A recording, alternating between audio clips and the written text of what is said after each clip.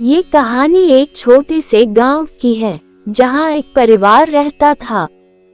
इस परिवार में एक बहू और उसकी सास थी। बहू का नाम राधा था और उसकी सास का नाम विमला था। राधा का जीवन अपनी सास के साथ बहुत कठिनाइयों में बीत रहा था। विमला बहुत कठोर और दंतेदार स्वभाव की महिला थी। वह राधा को हमेशा ताने देती रहती थी और हर काम में मुश्किलें खड़ी करती थी। राधा ने कई बार कोशिश की कि वह अपनी सास के साथ अच्छा संबंध बनाए, लेकिन विमला का व्यवहार दिन ब दिन खराब होता गया।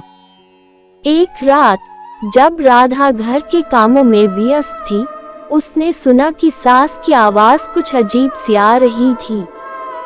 यह आवाज कुछ मध्यम सी और घबराई हुई सी लग रही थी। राधा चुपके से उसकी सास के कमरे के पास गई और दरवाजे से झांका।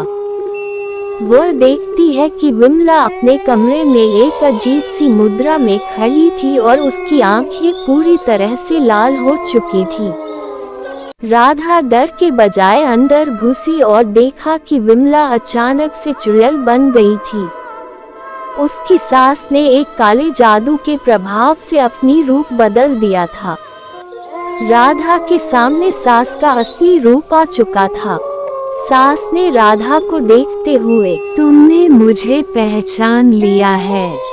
मैं तुम्हें पहले से डराना चाहती थी, लेकिन अब तुम मेरी असलियत जान चुकी हो। राधा डर के बजाय बहुत साहस दिखाते हुए, तुम चाहे जो भी हो, मैं तुम्हें अपनी जिंदगी में डर नहीं बनने दूंगी। राधा ने एक पुराने टोने टोटके की मदद से सास की शक्ति को समाप्त किया और उसे फिर से इंसान बना दिया।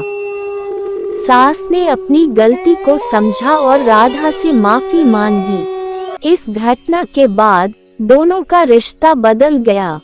विमला ने अपना रूप और व्यवहार दोनों सुधार लिया। राधा और विमला के बीच अब एक गहरा प्यार और समझ बन गई।